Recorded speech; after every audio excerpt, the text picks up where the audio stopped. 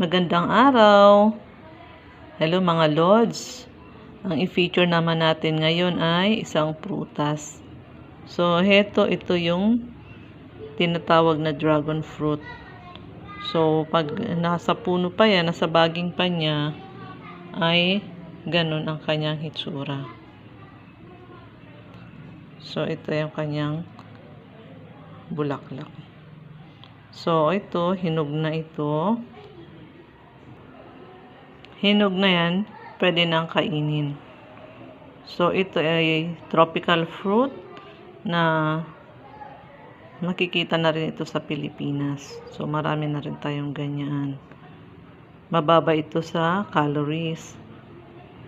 So, mataas naman siya sa fiber and may taglay siyang antioxidants and vitamin C. So, anti-cancer din siya. Mainam nakainin para makaiwas sa sakit na cancer.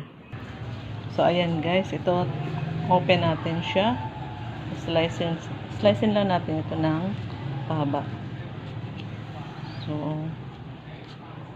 ayan, mamula-mula ang kanyang prutas. At saka, marami siyang buto. So, yung buto niya ay maliliit na kulay itim. So, ito ay mainam din na gamot sa diabetes. Mainam itong kainin ng mga taong may mataas na blood sugar.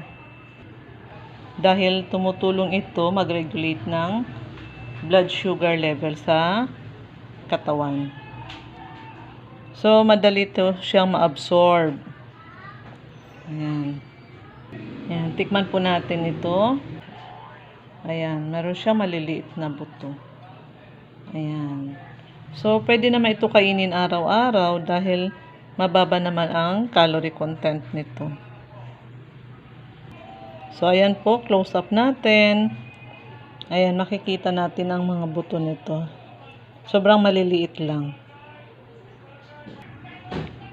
So, ayan po, tinikman natin. Medyo manamis-namis ang kanyang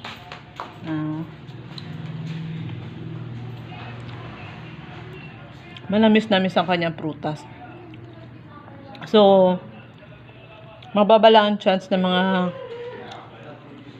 kumakain ito na magkaroon ng allergy. Tsaka mababa rin yung chance na magsuka.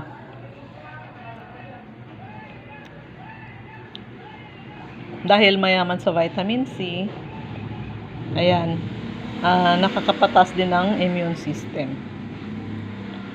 So, ayan guys. Pwede na kayo magtanim sa inyong mga bakura ng dragon fruit. Hanggang sa muli. Salamat!